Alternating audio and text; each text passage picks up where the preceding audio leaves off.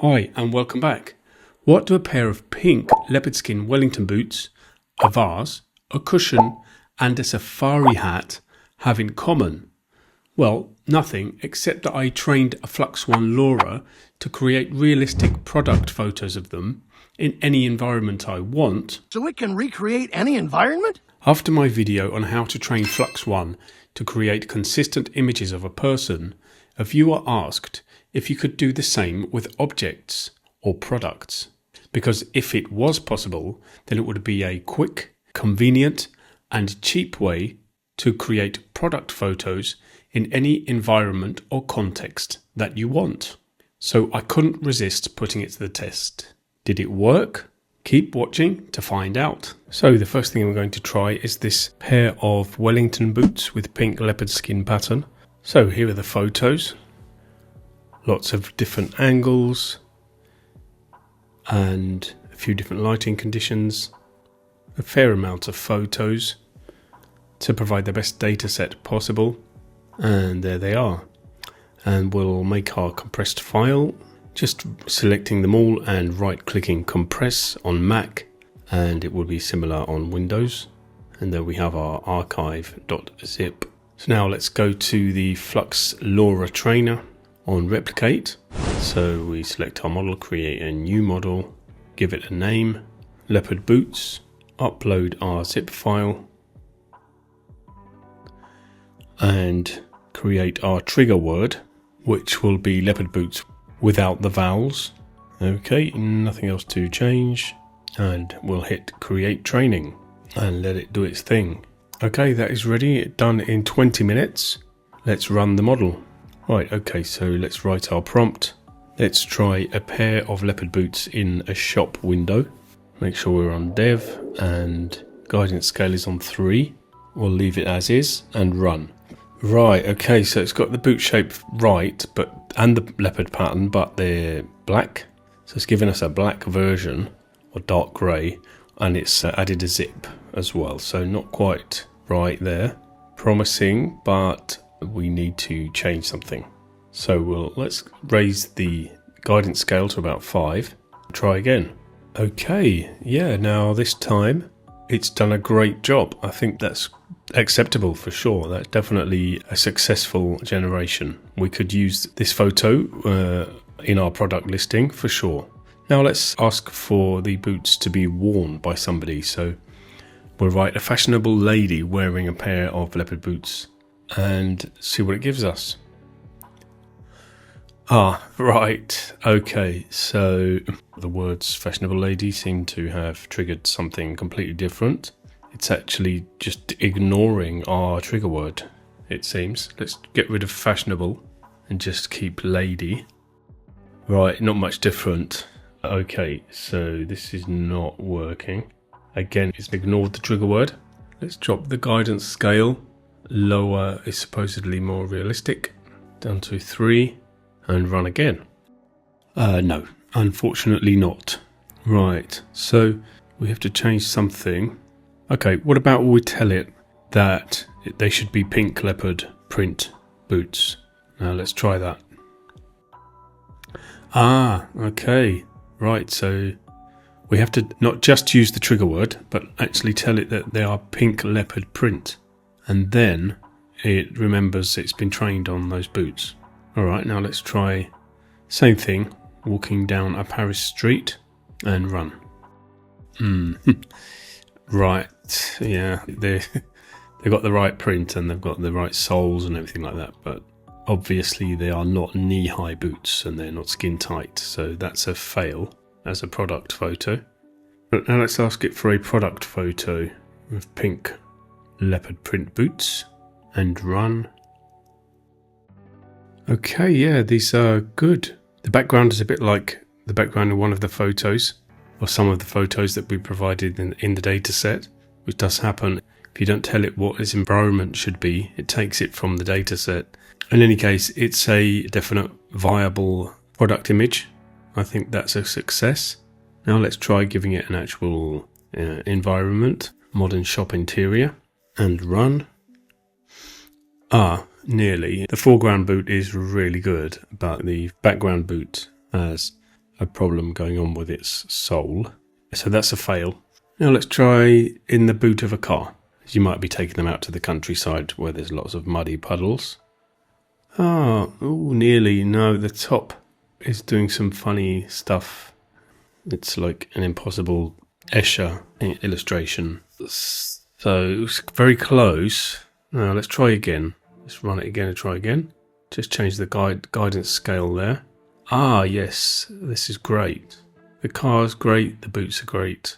That's a perfect product shot. That could definitely be used in a product listing. Yeah, really happy with that.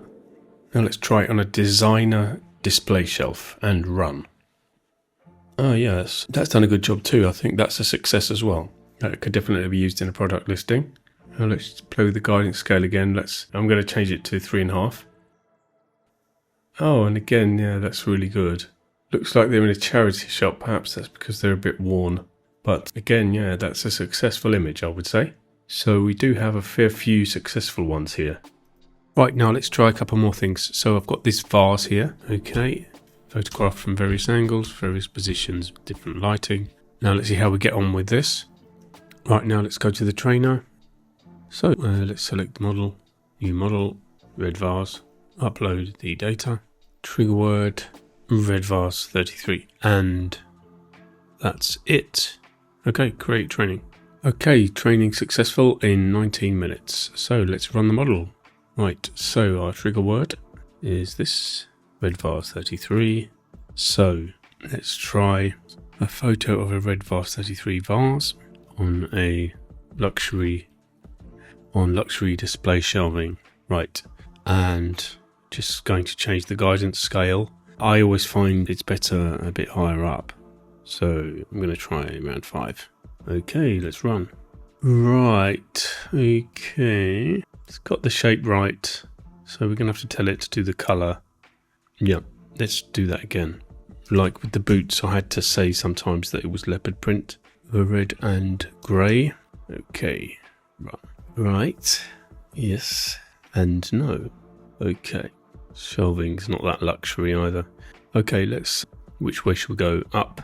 Let's see what happens. Yeah, getting better. This top is not as thin as the actual vase. It's got the colour right now, got the design right.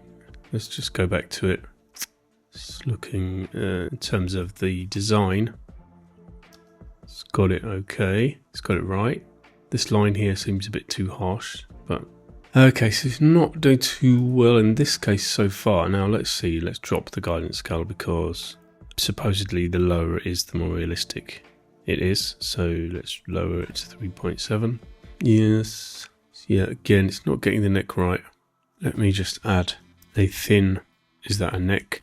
Let's try calling it a neck and maybe go slightly lower on the guidance scale. Right. Ah, okay, right.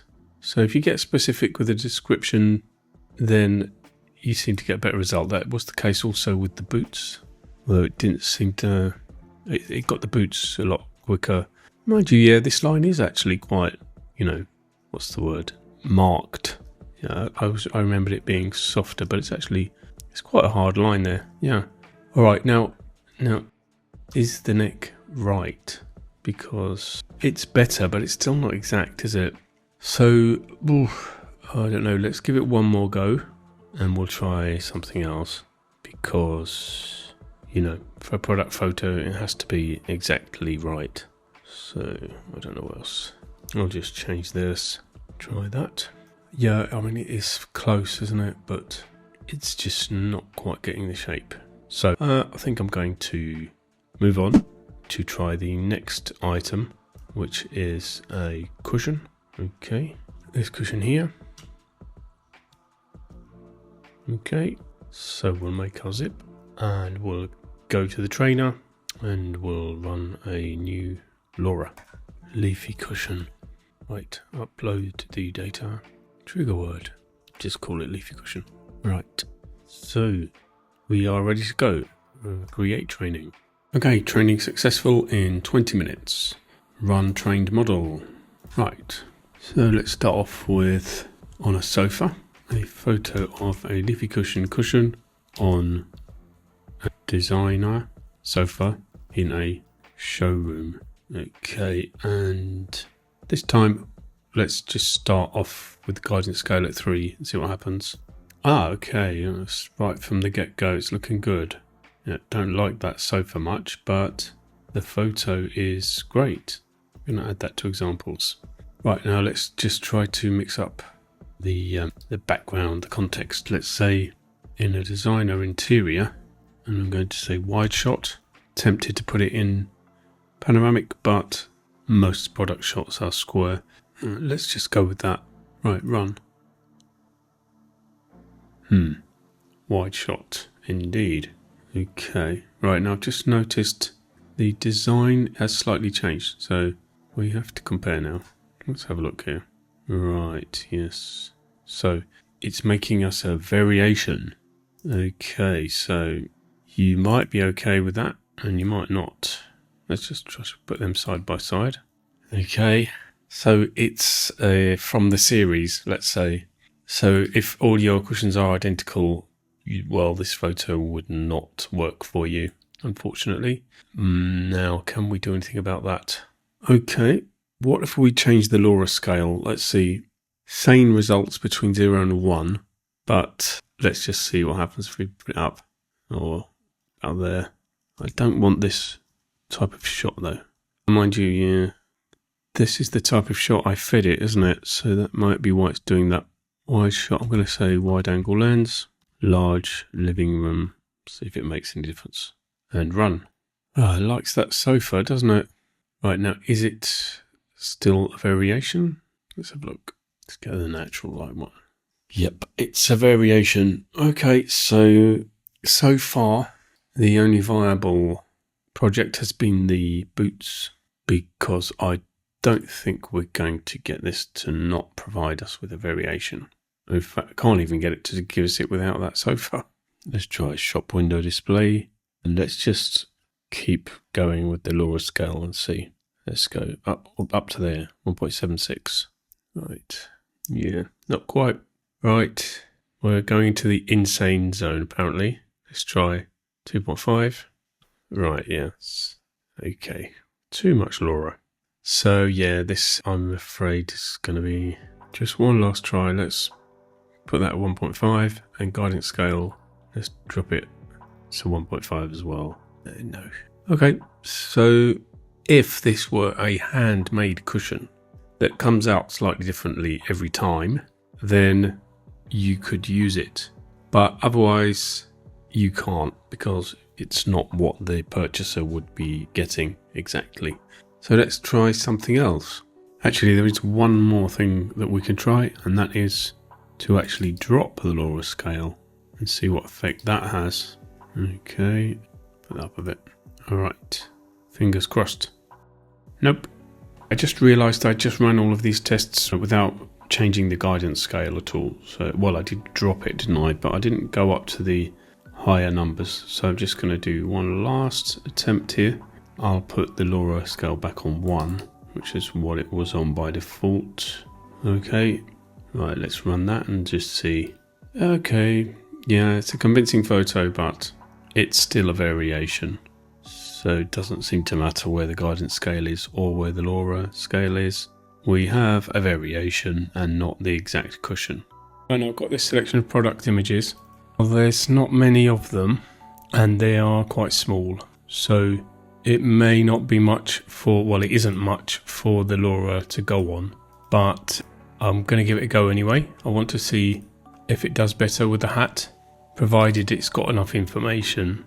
But it will also be a test to see what is the minimum amount of information that you can give the LoRA for it to give you good results. So let's have a look. Okay, new model. Let's call it Safari Hat. Upload the zip file and create a trigger word. Safari Hat. Alright, and create training. Right, training is completed. Just took 15 minutes. Not surprising considering it only had 6 small low resolution photos. Right, now let's give it a go. It's a man on Safari wearing a Safari hat. Yeah, just leave it at that. He's on Safari, so hopefully it should create some kind of Safari. Okay, we'll just leave it on guidance scale of 3. Okay, doesn't look too bad. Now let's just check it for consistency. Right. Yeah, it could be. Colour slightly off, but that could be adjusted. And in any case, studio lighting and outdoor lighting often make colours look a bit different. The strap is the same. It kind of looks maybe a bit big on his head, but I'd say that's not bad, you know. So we're starting off a bit better with this one. Let's say if I just do the exact same prompt, let's say it's darkish muddy brown, would you call it? A darkish muddy brown coloured. Let's hope it doesn't make it covered in mud. Right. And run. Yeah, okay, yeah, the colour is better. Yeah, the strap's really good. Let's move the hole, but I don't think that's biggie. Could easily be corrected as well. Yeah, I mean, this could be a viable photo if you had a product listing. I'd say, you know, if I saw a product listing with these product photos and this photo of the guy wearing the hat and the one before, I wouldn't think anything was off. I think it was just right, actually. So I'd say, yeah, in this case, it does work. So far we're doing well with clothing, items of clothing, shoes and hats, but decoration we haven't done well with. So anyway, let's carry on testing. See if we can get a horse in there. Wait, other people on horseback in the background. Let's see. I'll keep guiding scale as it is. Let's just, I know product photos are normally square, but I just want to try changing the aspect ratio there. Right, run. Right, it's missing the buckle this time. But, you know, the colour's right, everything else is right, it's the buckle, but... And yeah, the background's good. They look more like cowboys than on safari. I suppose you wouldn't really mind they're out of focus. You could still use that as a product shot, but we'll need the buckle in there. I'm just going to run the exact same prompt, exact same settings, and see if the buckle comes out this time. Yes, alright as well. It's looking a bit flatter in this shot. You can't see if the buckle's there, it's on the other side. But, yeah, it's not quite this one. It's very close. The guy behind him's got it a bit more like the original product photos. And what tends to happen with this Flux LoRA is that the main subject trigger word, if you ask for other stuff in the background, it often recreates the main subject like we have here. And when I did my own consistent images of myself, anytime I asked it for other people in the background, they all look like me. Right. Now again, with this, the way this seems to work well is that you describe things about the hat or about the subject, you know, that you want to appear. Oh, there is another hole here. I hadn't seen that. Hang on. Oh yeah, but okay. Yeah, so there is another hole actually. So yeah, we had an image before, there was a hole around here. I thought it was a mistake, but it's not, so that's good. But yeah, as I was saying, I'm going to try saying, how would you call this? How would you explain this kind of curve? Okay, look at that. I asked ChatGPT, and there is actually a term for the curve of the brim, which is called the brim contour. So I think the dip or slope is the closest of these options. So I'm going to say to the LoRA that the hat should have this brim contour with dipped brim contour. Let's see if it understands that. Not that it got it wrong in any other photo, it's just this one, but perhaps if we add this to all the following prompts, then it will always have the right sort of brim contour. So dip or slope. If the brim curves downward or inward. I'm going to try sloped. Okay, did I add that? Yes, right, let's try again. Alright, yeah, maybe it's gone a bit too far now though. Nice photos. So let's see. Yeah, I mean, you could feasibly kind of mold it to take that shape, but it's maybe gone too far with it. So what about if I say it's slightly sloped? Added, right, and run.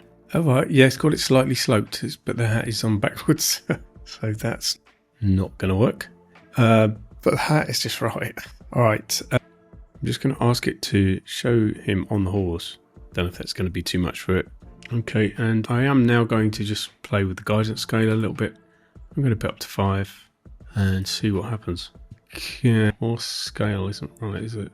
However, the hat does look okay. Now there's another copy of it here, and here, and here. Yeah, well, that might be okay. Come to think of it, it's actually doing a really good job just with these 6 low-res photos. Yeah, we'll give it another chance. Yeah, it's ignored him being on horseback. It's got the people at the back.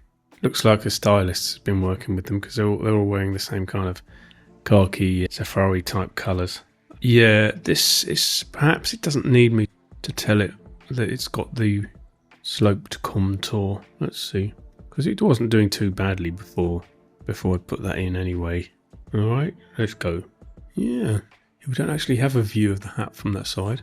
It's added something here. It's, yeah, that is easily removed. Oh right, we've got kind of copies of the hats. Yeah, I mean, overall, I think this is doing very well. You know, I think you could use some of these images, mix them in with your product listing, no problem. Let's just ask for a completely different scene. And well, it doesn't seem to matter really. Guidance scale 5 is okay, guidance scale 3 is okay. Let's try 4. And let's ask for a completely different situation. A handsome man sitting on a chair on the porch of a ranch, wearing a darkish, muddy brown coloured SFRI hat, looking out into the distance. Guidance scale 4. Let's go. Right. Missing a hand. That's too big. It's not right. Okay. So what was the reason for that? Let's see if we put the guidance scale back to 3 and run it again. Okay. That's nice. That's nice. The hat is good. Yeah, there's a funny finger here, but the hat is good. You could crop that potentially. And it seems to have improved with guidance scale 3 anyway. Let's try one more. I'll put it in square format and just see how that looks. Shame it's not right here. Something going on, something funny going on here. But yeah, this is how this works. You have to churn out a few before you get something that's 100% usable. And as far as the hat goes, we've been doing pretty well, I think. I think the majority that have come out have been usable, unlike the vase and the cushion. Let me just think of one more. So I'm going to say cowboy this time. A handsome cowboy walking down a busy Paris street wearing a darkish muddy brown coloured SFRI hat. Okay. Guidance scale 3. Alright, backwards, yeah. Yeah, it looks just like this photo here. Yeah, how would you fix that? What a shame. It's a very nice photo. Alright, well, we'll say facing the camera. Alright, run. Oh, come on. Alright, but, you know, it's doing the hat. It's certainly doing the hat. Depending on what you ask it to do, it might come up with something you can use, it might not. But most of the time, what it's been making has been usable, and the hat actually looks like the hat. Okay. Just to add that you could actually take some of these images that have come out really well and go to a background remover tool, such as removal.ai, to make some product photos with just a white background. These 3, for example, could be good candidates for a white background. So let's just do one of those. This tool works really well. There you go. There are lots of tools that can remove backgrounds, plenty of options. Removal.ai will allow you to do this for free for images up to 600 by 600. Okay, if you want it to be higher res, well, then you do have to pay. Okay, but I think 600 by 600 for a lot of listings is going to be okay.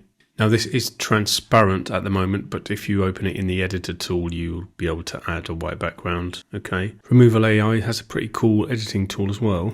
It's got this option to put a shadow on, which looks pretty nice. And you can change the dimensions. You can do quite a lot with it. And then you download the image.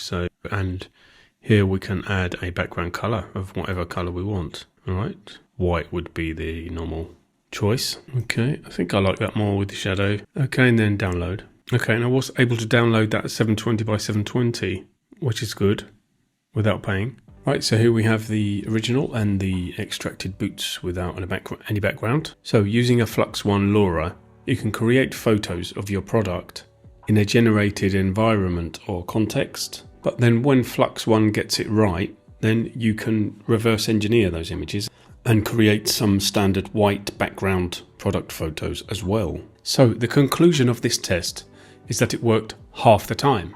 And in this particular test, it worked with clothing items, but did not work with decorative items. However, I think it's a case of trial and error. Some things will work and some things won't, regardless of what type of thing they are. You just have to try it and see. Training a LoRa is only $2 to $3. It's quick and easy, so you don't have much to lose. And if it does work, then it could be really helpful for your marketing efforts for very little cost. If you try it out, please let me know how it goes in the comments below. I'd love to hear about it. And don't forget that I have a video walking through how to do a FLUX.1 LoRA training step by step, and that video will appear at the end of this video for you to click on. And if this video was useful to you, consider subscribing, and thank you for watching.